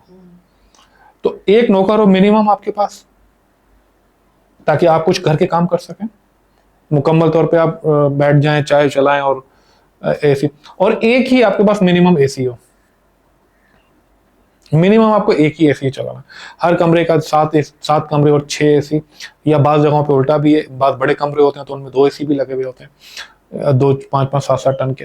तो इसी तरीके से जो ये जो चीज़ें जो मैंने आपको फर्नीचर के अंदर बताई, तो बड़े बड़े जो फर्नीचर हैं वो भी आपको वन रखना होगा, और उसके बाद आपको चेंज नहीं करना, हर साल गाड़ी चेंज नहीं कर सकते आप एक गाड़ी जो चेंज करते हैं लाखों लीटर पानी और लाखों लीटर की जो एनवायरमेंटल कंजम्पशन के बाद वो आप तक पहुंचती है। ये जो गाड़ी का स्विच करना, मोबाइल का स्विच करना, एसी का स्विच करना, पर्दों का फौरी तौर पे स्विच करना, ये इतना आसान नहीं है। ये आपके सोसाइटी को पहले तबाह करता है, प्रोडक्शन साइकिल से गुजरता है, ये चीजें घर में आप तक पहुंचने से पहले पूरा इकोसिस्टम बनाती हैं, बिजनेस इकोसिस्टम, फिर एनवायरमेंटल इकोसिस्टम, फिर गवर्नेंस का इकोसिस्टम, और सब डिस्ट्रॉय करते करते आप तक पहुंचता है। तो इस वजह से मैं ये बात कह रहा हूँ आपको। फिर उसके बाद जो सबसे जो अहम बात है ट्रांसपोर्टेशन सिस्टम के अंदर, मैंने आपको गाड़ी का बताया, इसी तरीके से आपको हर चीज आपको एक ही रखनी है। वन से मुराद क्या है, हर इलेक्ट्रिकल अप्लायंसेस, ये जो बड़े घर होते हैं, बड़े घर के अंदर 3 फ्रिज होते हैं, उसको आप एक करें। तो ये जो चीज है ना, ये वन होती चली जाएगी। और फिर जो अब आप आ जाएं, जो सबसे बड़ी जो बात बता रहा था मैं आपको, वन से मुराद ये है कि आप लोग मिलके भी वन हो, ये वाला जो वन है। हाँ, यानी कि ऐसा नहीं है कि जाहिर है अगर आप एक फ्रिज रखते हैं और घर के अंदर थोड़ा सा, तो वो यूनिटी को भी क्रिएट करेगा, फ्रिज से यूनिटी बनती चली जाएगी आपकी। अगर एक गाड़ी है, मान लें कि फैमिली का स्ट्रक्चर ऐसा है कि बच्चे एक को लाना है, दूसरे को ले जाना है, वगैरह वगैरह, तो ये सब चीजें सेक्रीफाइस भी तो सिखाएंगे कि ठीक है मैं बर्दाश्त कर लूं कि 15 मिनट मुझे सब्र करना चाहिए, या 15 मिनट मुझे पहले आना चाहिए। एक दूसरे से एक्सचेंज ऑफ दुख जो है ना, वो बांटने का हाँ, तो इसी तरीके से फिर उसके बाद आ जाए सेलफोन के ऊपर, ठीक है। इसी तरीके से मैं समझता हूँ एक लैपटॉप हो घर के अंदर, टीवी भी एक हो, तो चीजों का वन होना ना, ये ब्लेसिंग बन जाएगा। चीजों का 2 होना या ज्यादा होना, आप यकीन करें डिजास्टर चलता चला जाएगा, और आप एक ऐसे सिस्टम में फंसेंगे जो कंजम्पशन का तो होगा, साथ साथ आपकी सोशो इकोनॉमिक और आपका माइंड, और सबसे बढ़कर आपका इखलाकियत को और आपके सब्र को ना तोड़ता चला जाएगा। हर कमरे में एसी लगेगा तो क्या हाल होगा सोसाइटी का। एनवायरमेंट तो चलो है तबाह होगा, आपके पैसे भी, बिजली भी, फिर इंपोर्ट ज्यादा होगी ऑयल की, हर चीज आगे से आगे नुकसान देगी। लेकिन इन दी एंड जिस इंसान के लिए हो रही है, जैसे हम बता रहे थे कि कुछ जगहों पे इंसान नहीं है और सहूलियात हैं, तो पाकिस्तान के अंदर फिर उल्टा हो जाएगा, इंसान होगा लेकिन एक ऐसा इंसान होगा जो इंसान के काबिल नहीं होगा। तो खतरनाक पिक्चर है जी। अच्छा, क्विकली अगर हम बात कर लें, आप साइकिलिस्ट हैं माशाल्लाह, and you promote cycling in a very progressive way, तो ये जो साइकिलिंग के नतीजे में कुछ अचीवमेंट्स आपको हुई हैं, कुछ ग्लोबल लेवल के ऊपर, या ये कंट्री नेशनल लेवल पे हुई है? जी बिल्कुल। सबसे पहले तो जहाँ जहाँ इसके कई इम्पैक्ट्स हैं, आपको मैं एक वाकया बता रहा हूँ लोकल, और फिर हम ऊपर जाएंगे। मैं शारा फैसल के ऊपर जा रहा हूँ, तो मेरा घर 22 किलोमीटर दूर है मेरे इदारे से, घर ऑफिस से आना जाना तकरीबन 45 बन जाता है। फिर ये स्ट्रीट साइकिलिंग हो रही है मेरी, सौदा ले आए, सर्फ ले आए, बच्चे को ले आए, वगैरह वगैरह, मिला हम लोग 50-60 बन जाते हैं 50-60 किलोमीटर बन जाते हैं डेली के। तो मैं घूम रहा होता हूँ, लोग देख रहे होते हैं, बुली कर रहे होते हैं, कोई अच्छा कोई बुरा मिक्स रुझान मुझे मिलता रहता है, लेकिन ओवरऑल अच्छा ही मिलता है मुझे। तो एक दिन मैं एक बिजली सप्लाई करने वाले कारपोरेशन के दफ्तर गया, और वहां मुझे कुछ काम था। तो मैंने उनसे कहा कि यार आप मेरा ये काम, मैं आया हूँ बड़ी मुश्किलों से पहुंचा उनके पास, मैंने कहा मेरा ये काम कर दो। उन्होंने मुझे बड़ी इज्जत से बिठाया और कहा हाँ बैठे। मैंने कहा अच्छा। फिर उसके बाद उन्होंने कहा कि क्या काम है आपको, क्या काम है? तो मैं परेशान, मैंने कहा ये धोखे में है, ये किसी और को प्रोटोकॉल देना, मुझे दे रहे हैं। लेकिन उन्होंने ऐसा नहीं था। मैंने कहा कि आप वही है ना जो डेली शारा फैसल से जा रहे होते हैं, आपको देख के ना मेरा दिल बाग हो जाता है, और मेरा दिल करता है कि मैं, उन्होंने मेरा काम तो फौरन ही किया तो किया, बाद में मुझे बहुत दुआएं दी और बहुत देर तक मुझसे, चलिए तो फायदा, मैं ये क्या, तो ये आप देख लें कि कितना इम्पैक्ट है इसका, कि जो साइकिल अगर आप कोई जा रहा है, साइकिल पे जा रहा है कोई शख्स, और वो डेली साइकिलिंग कर रहा है, तो उसका इम्पैक्ट तो है, तो लोग देखकर उसको अप्रिशिएट भी करते हैं, और लोगों के दिलों में ख्वाहिश है। जिस तरह से अगर फुटबॉल रखी हुई हो आपके सामने, मर्द हो या औरत हो, बच्चा हो या छोटा हो, उसके ऊपर किक लगाना एक नेचुरल है ना। इसके बाद अगर कोई चीज नेचुरल हैबिट है तो वो है साइकिल और स्विमिंग। अगर साइकिल खड़ी है, औरत हो या मर्द हो, बुढ़ा हो या जवान हो, जो भी हो, अगर मुनासिब और अच्छी साइकिल खड़ी है तो आपको देखकर साइकिल चलाने का दिल करेगा, दिल चाहता है। एक गाना भी है भारत, लेकिन आमिर खान का, लेकिन ये एक नेचुरल वो है, हैबिट है। तो आप जब निकले ना साइकिल के ऊपर और आप अटायर में हो और आप जा रहे हो और आप साइकिलिंग की तरह साइकिलिंग जा रहे हो, तो 98% लोगों का दिल चाहता है आपको देख के कि मैं भी साइकिल करूं, तो यू आर द मॉडल। ये तो है। तो आप एक रोड सेलिब्रिटी तो बन जाते हैं। अब आप आ जाएं जी नेशनल लेवल पे, मुझे अच्छा खासा इनकॉर्पोरेट किया गया, लोग सराहते हैं, मेरा इदारा भी मेरा बड़ा साथ देता है। जेबिस मुझे बहुत सपोर्ट करता है साइकिलिंग एक्टिविटीज में, हेल्दी साइकिलिंग में, सोसाइटी की ट्रांसफॉर्मेशन के अंदर। जेबिस एक प्रोग्रेसिव इंस्टीट्यूशन है और वो ग्रीन इकोनॉमी को भी सपोर्ट करता है। लेकिन सबसे बढ़कर जो मुझे सपोर्ट मिली ना, वो ग्लोबल लेवल पे मिली है। अच्छा। ग्लोबल लेवल पे ये कि मुख्तलिफ इदारे हैं, यूएन के, WTO के, और इधर तो वहाँ पे जो ग्रीन इनिशिएटिव्स हैं उनके, टेक्नोलॉजी जो ग्रीन टेक्नोलॉजीज हैं, उसके ऊपर उन्होंने मुझे जो है ना वो किया है, बड़ा सपोर्ट किया है। अच्छा, एक तो होता है आपका आइडिया और एक होता है अमल। जब वो दोनों मिल जाए ना, तो फिर वो एक बहुत खूबसूरत पोर्ट्रेट बनती है। वो जो तस्वीर बनती है, कहते हैं ना मुसव्विर जो बनाता है, तो वो जो अमल और जो अमाल और अमल मिला के जो बनाते हैं। तो फिर मुझे बुलाया गया मुख्तलिफ फोरम्स के ऊपर ग्लोबल, वहां जाके मैं अभी रिसेंटली तो मैं यूएन गया था। अच्छा। और WTO, यूएन वाइपो वगैरह जो इनोवेशंस के सब्जेक्ट में था, लेकिन उसके अंदर ग्रीन इकोनॉमीज का बहुत बड़ा काम था। You are representing Pakistan. Exactly, I represent Pakistan. Exactly and my institution, मेरे इंस्टीट्यूशन ने भी मुझे बड़ा सपोर्ट किया इसके अंदर। फिर वहां से मुझे दूसरे जगहों पे ना, उन्होंने जैसे एक इदारा था जिसके अंदर उन्होंने मेरा पूछा, इसी तरीके से बातचीत की, तो उन्होंने एक पर्ची लिख के दी मुझे कि ये है, और फिर उन्होंने वहाँ फोन किया, तो उन्होंने कहा वहाँ मीटिंग में चले जाएं। तो वो तकरीबन कोई 70-80 किलोमीटर दूर था, स्विट्जरलैंड से, लुजान की तरफ। तो वो था, तो वो इंफ्रास्ट्रक्चर वहाँ का बहुत अच्छा है। कराची में साइकिल चलाना और स्विट्जरलैंड में चलाना जमीन आसमान का फर्क है। तो मैं वहाँ चला गया 80 किलोमीटर दूर। तो उन्होंने मुझसे कहा कि आप कैसे आए? मैंने कहा, उसने सोचा होगा कि शायद मैं ट्राम से आया हूँ, बस से आया हूँ। मैंने कहा मैं तो साइकिल पे हूँ। तो वो सटपटा गया कि 80 किलोमीटर दूर आप जनीवा से लुजान साइकिल पर आ रहे हो। गो के मैंने लुजान ही देखना था, मैंने तो वहां पे एंजॉय करना था। तो अगेन फिर दे वर सरप्राइज्ड के ऐसा भी होता है। तो साइकिल कम्युनिटी, कोई साइकिलिंग कम्युनिटी है जो कि आपको सपोर्ट करती है, या हाउ डू यू कनेक्ट वहां पे, आप किराए पे साइकिल लेके? जी, वहाँ यूरोप में और खासकर स्विट्जरलैंड के अंदर कनेक्ट करना जी वो एक एप्लीकेशन है, उससे आप अपनी साइकिल बुक करवा सकते हैं। और नॉर्मली वहाँ पे 20 से 22% जो है वो लोग, 22-23% लोग साइकिल पे ही चल रहे होते हैं। तो मेरे दोस्त हैं, कॉलीग हैं, हमारे यहाँ टीचिंग भी कर चुके हैं, हसन अशरफ, वो मोटरसाइकिल पे पाकिस्तान घूमते हैं। हाँ, और बेगम के साथ घूमते हैं। मजे की बात ये है, माशाल्लाह। एक है मैंने देखा उन्हें यूट्यूब पे, ऐसा एक कपल है। हाँ, वो दोनों पावर कपल मजेदार, वो पाकिस्तान घूम रहे होते हैं मोटरसाइकिल के ऊपर। हाँ, और हर जगह जाते हैं और नई नई जगह दरियाफ्त कर रहे होते हैं। वो लेकिन पूरी कम्युनिटी है जो कि वो अपने यहाँ होस्ट भी करते हैं लोगों को, बैरून मुल्क से जो लोग आते हैं, और फिर ये लोग खुद भी उस क्लब को।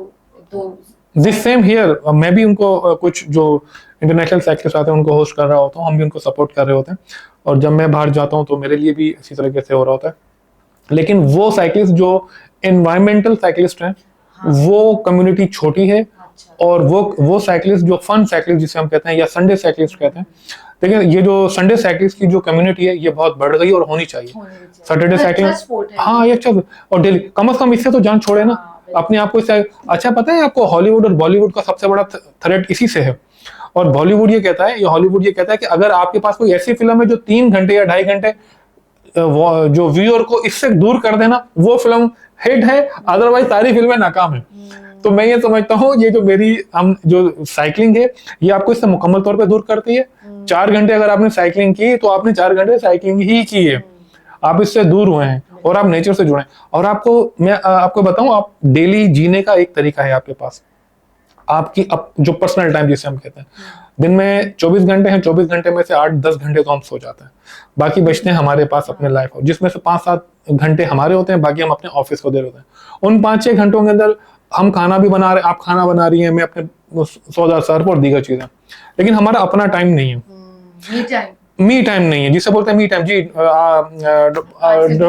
एग्जैक्टली, और खासकर डॉक्टर इरफान जो है वो बहुत इसको अप्रिशिएट करता है, मी टाइम प्रमोशन बहुत। तो अब मी टाइम कब मिलेगा आपको? अब इन 24 घंटों में से ही अपने मी टाइम निकालना है।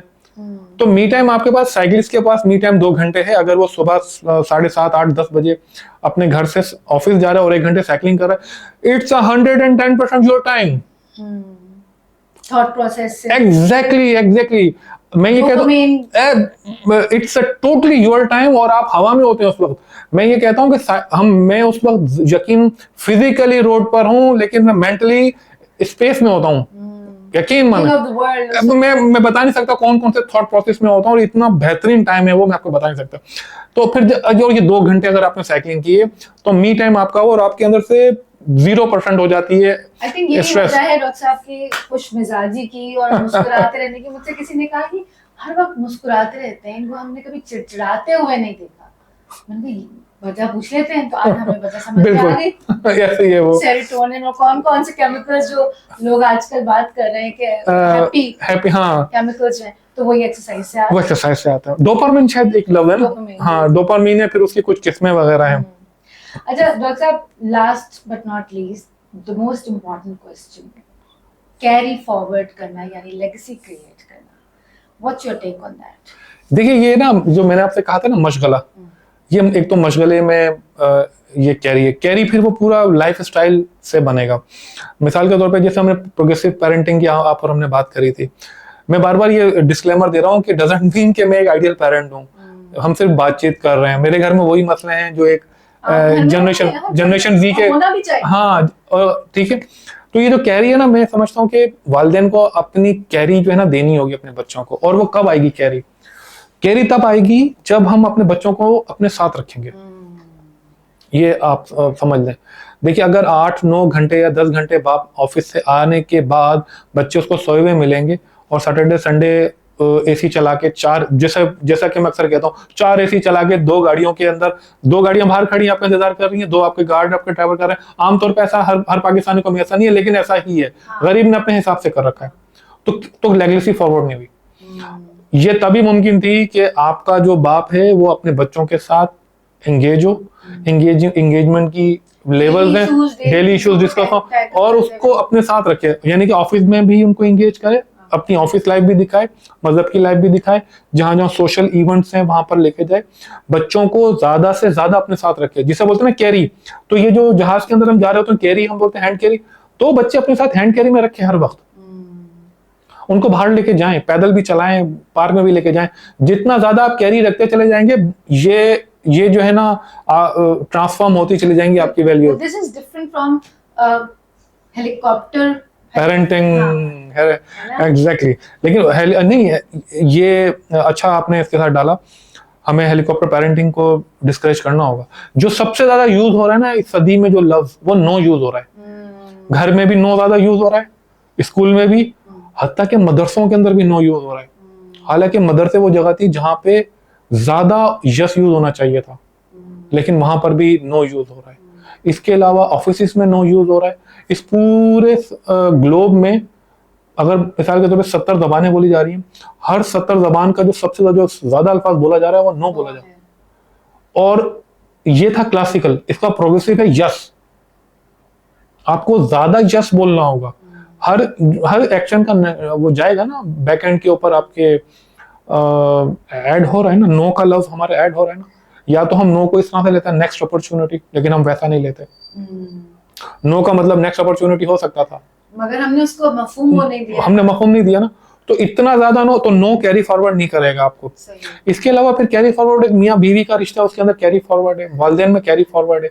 ये जो आपके पीछे किताबें रखी हुई, ये हमारी मिरास होनी थी, लेकिन हमारी मिरास तो एग्जैक्टली मेमोरीज है ना इसकी। हमें याद दिला रहा होता है कौन सी मेमोरी को आपको शेयर करना चाहिए। आपकी 5 साल पुरानी मेमोरी है, 3 साल पुरानी मेमोरी। अच्छा, वो मेमोरी कैसी होती है? वो होती है मुंह चोंच बना के सेल्फी लेना। हाँ, नहीं, वो चोंच नुमा, वो मेमोरी है जो ये चाहता है कि हम शेयर करें। हाँ। तो मेरी अपनी जाती मेमोरी तो नहीं हुई ना कोई। एग्जैक्टली। लेकिन ये कैसे हो सकता है कि एक लड़की एक लड़का आपस में खड़े हैं और उन्होंने मुंह चोंच बकरे की तरह निकाल के जो सेल्फी बनाई है, वो कैसे मेमोरी हो सकती है?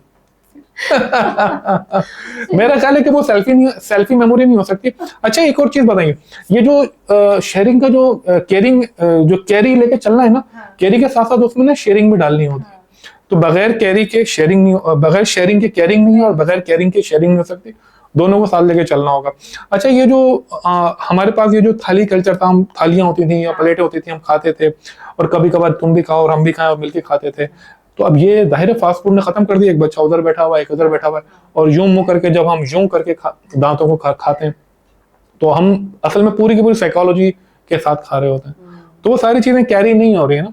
फिर कौन कौन सी चीजें कैरी करनी थी और कौन कौन सी चीजों को कैरी नहीं करना था, ये तो बहुत दूर की चीज है। वालदेन ने, इंक्लूडिंग मी, क्योंकि टाइम नहीं है या बहुत से मसाइल हैं, वजह जो भी हो, कंक्लूजन ये कि किसी किस्म का कोई कैरी नहीं हो रहा है। अच्छा, कैरी जो है वो वर्ड से नहीं होगा जनाब, एक्शन से होना है।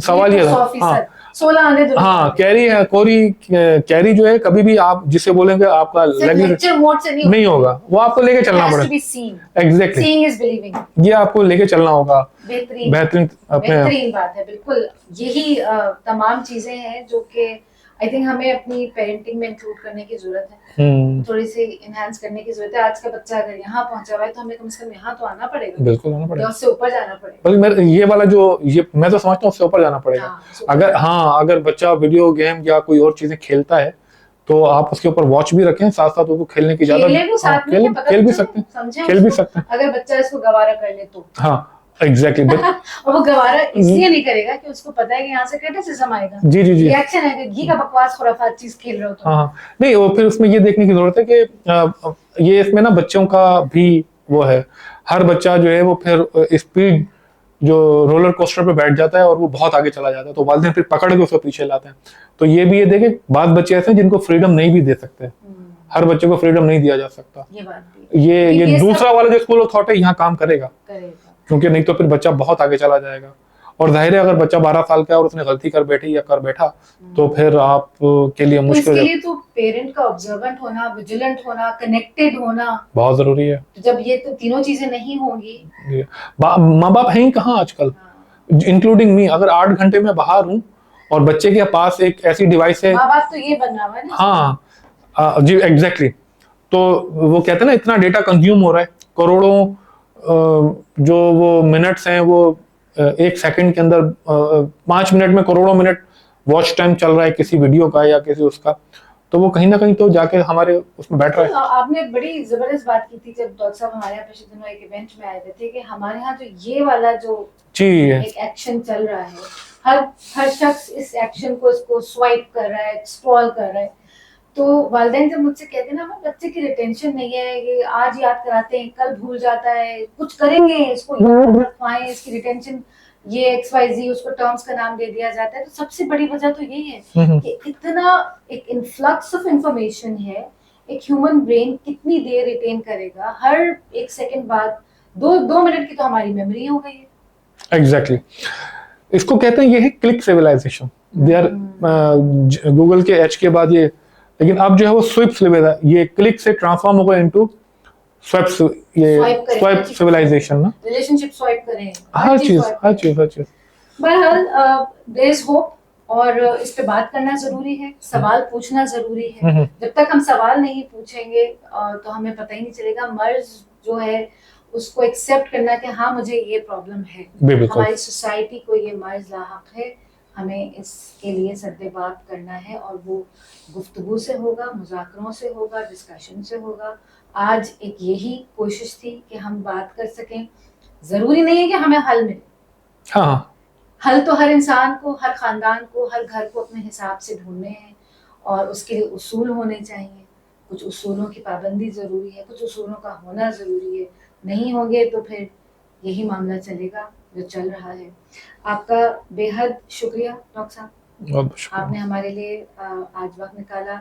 आज का दिन डॉक्टर साहब का छुट्टी का, बच्चों के साथ गुजारने का वक्त होता है, उन्होंने हमें दे दिया। लेकिन आई थिंक कम्युनिटी के बच्चों को ओन करना या वालिदैन के साथ मिलकर के बात करना, ये भी बहुत अहम चीज़ है। हमारे बच्चे इसी कम्युनिटी का हिस्सा बनेंगे, हम भी इसी कम्युनिटी का हिस्सा हैं, और हमें सपोर्ट की जरूरत है। This is just about supporting each other and telling everybody कि yes we are there in that problem with you, facing the same problem, और हम सब मिलके अपने बच्चों के लिए एक बेहतर माहौल, एक बेहतर कम्युनिटी, एक बेहतर फ्यूचर के लिए काम करना चाह रहे हैं।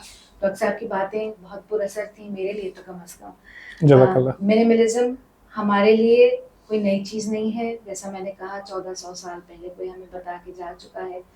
आजकल ट्रेंडिंग है, डॉक्टर साहब इसकी जिंदा जावेद मिसाल है आपके सामने, वो इसको प्रैक्टिस कर रहे हैं और सिंपल है, कर रहे हैं। हाँ, थोड़ी सख्ती, थोड़ी दिक्कत होती है। बुली बुली भी होते हैं, बच्चे इनके खुद भी होते हैं, मगर आप बहरहाल इस पे कायम है। अल्लाह ताला आपको इस्तिकामत दे।